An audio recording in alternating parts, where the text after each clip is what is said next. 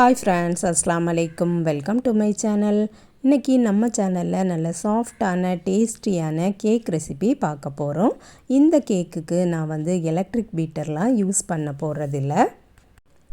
First ஒரு அரிப்பு எடுத்துகிட்டு அதில் 1 கப்பு மைதா மாவு போட்டுடலாம். 1 டீஸ்பூன் பேக்கிங் பவுடரும் போட்டுடலாம். கொஞ்சமாக உப்பு போட்டுட்டு இதை நல்லா அரித்து எடுத்துக்கலாம். இந்த கேக்குக்கு நான் பேக்கிங் சோடாவும் போடலை. அரித்ததுக்கு அப்புறமா ஹேண்ட் விஸ்க் வச்சு நல்லா மிக்ஸ் பண்ணி விட்டுக்கலாம். அடுத்தது ஒரு பவுலில் 2 முட்டை எடுத்துக்கலாம்.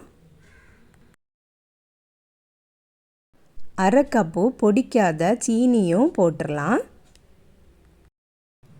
இந்த மாதிரி விஸ்க் வச்சு நல்லா மிக்ஸ் பண்ணணும். அந்த சீனி எல்லாம் நல்லா கரைஞ்சிடணும். மஞ்சள் கலர் போய் லைட்டாக வெள்ளையாக வர்றது வரை நம்ம மிக்ஸ் பண்ணணும். பேக்கிங் பவுடர், பேக்கிங் சோடாலாம் சேர்க்காத கேக்லாமே நம்ம சேனலில் அப்லோட் பண்ணியிருக்கேன். ப்ளேலிஸ்ட்டில் நான் செட் பண்ணி வச்சுருக்கேன். நீங்கள் பார்த்துக்கிடுங்க. பீட் பண்ணினதுக்கப்புறமா கொஞ்சமாக வெண்ணிலா எசன்ஸும் கொஞ்சமாக லெமன் எசன்ஸும் ஊற்றிக்கலாம். 1 டேபிள் ஸ்பூன் தான் நான் ஆயில் ஊற்றிருக்கேன். இந்த கேக்குக்கு நான் ஆயில் குறைவாக ஊற்றிட்டு பாலை கொஞ்சம் அதிகமாக ஊற்றிருக்கேன். ஆயிலெலாம் நல்லா மிக்ஸ் ஆவது வரை மிக்ஸ் பண்ணி கொடுத்துக்கலாம்.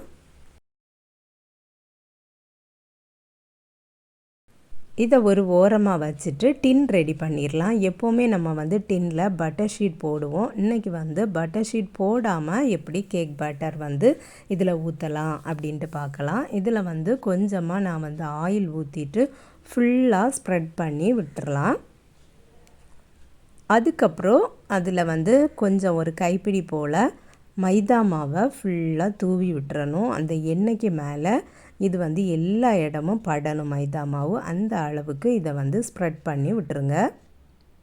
இதுக்கு மேலே நம்ம கேக் பேட்டரை ஊற்றிட்டு கேக் பேக் பண்ணும்போது கேக் அந்த டின்னில் ஒட்டாமல் சூப்பராக நமக்கு வந்துடும். பட்டர் ஷீட்டே தேவையில்லை. வீட்டிலையே எப்படி பட்டர் ஷீட் ரெடி பண்ணலாங்கிற வீடியோவும் நம்ம அப்லோட் பண்ணி தான் இருக்கோம். இருந்தாலும் இது ஈஸியான மெத்தட். இதில் இனி 1/2 கப்பு பாலை ஊற்றிடலாம். லைட்டாக மிக்ஸ் பண்ணி கொடுத்துட்டு இனி மாவை போட்டு நம்ம மிக்ஸ் பண்ண வேண்டியது தான்.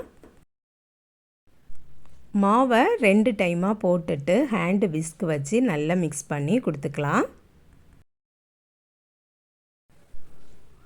கட்டிகள் இல்லாமல் எல்லா மாவையும் மிக்ஸ் பண்ணிடலாம்.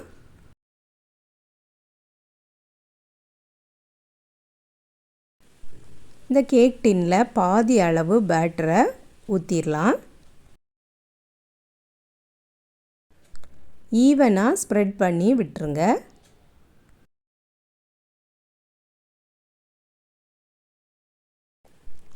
அதுக்கப்புறம் ஸ்ட்ராபெர்ரி ஜாமும் செர்ரியும் எடுத்து வச்சுருக்கேன். அதை இந்த பேட்டருக்கு மேலேயே ஊற்றிடலாம்.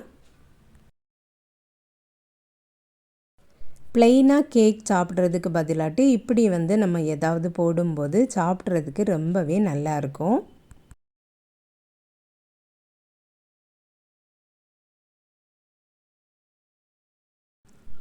இது ஃபுல்லாக போட்டதுக்கு அப்புறமா செர்ரி கட் பண்ணி எடுத்து வச்சுருக்கேன். அதையும் இதுக்கு மேலேயே தூவிடலாம்.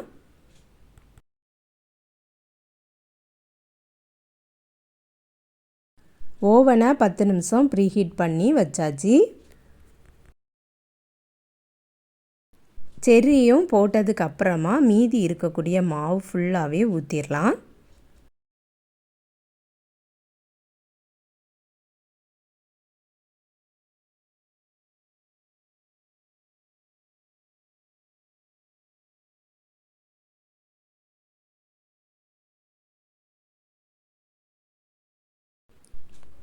டேப் பண்ணிவிட்டு இதை ஓவனில் வச்சிடலாம். இது குக் ஆகிறதுக்கு 20-25 நிமிஷம் ஆகும்.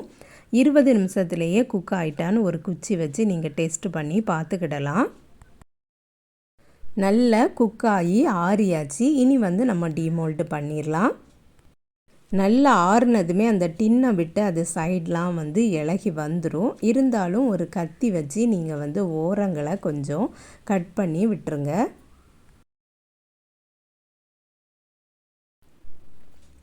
அதை தட்டுறதுக்கு முன்னாடியே அது வந்து கேக் கீழே விழுந்துட்டு பட்டர் ஷீட் போடாமல் கொஞ்சம் கூட ஒட்டாமல் சூப்பராக நமக்கு வந்திருக்கு.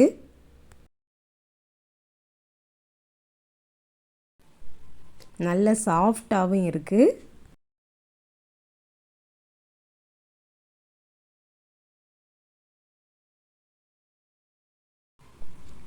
ஸ்ட்ராபெர்ரி ஃப்ளேவரோட கேக் வந்து செம்ம டேஸ்ட்டாக இருக்கும். நீங்களும் ட்ரை பண்ணி பாருங்கள். கலரும் அப்படி இருக்குது. நல்ல சாஃப்டான கேக் இது. நீங்களும் ட்ரை பண்ணி பாருங்கள் ஃப்ரெண்ட்ஸ். இந்த வீடியோ பிடிச்சிருந்துன்னா லைக் பண்ணுங்கள், ஷேர் பண்ணுங்கள். நம்ம சேனலை இது வரைக்கும் சப்ஸ்கிரைப் பண்ணலைன்னா சப்ஸ்கிரைப் பண்ணிடுங்க. நெக்ஸ்ட் வீடியோவில் வேறு ஒரு ரெசிப்பியில் சந்திக்கிறேன். அஸ்ஸலாமு அலைக்கும்.